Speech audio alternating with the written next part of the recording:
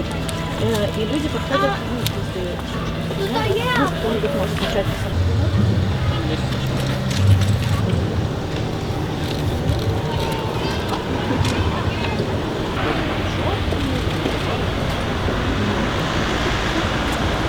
Зараз ми на вулиці Костришинська, ми спробуємо зробити такий арт-об'єкт, який тичиться кліматичної зміни, кліматичних страйків.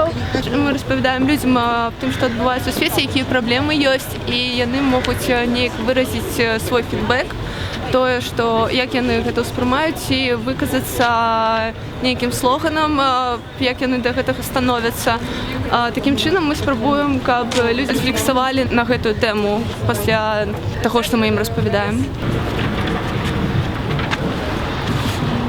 Сьогодні скончується тиждень, коли в усім світі відбуваються глобальні кліматичні страйки. Вони були з 20-го ось по 27 вересня, сьогодні останній день, і ми так само ось вирішили таким чином долучитися.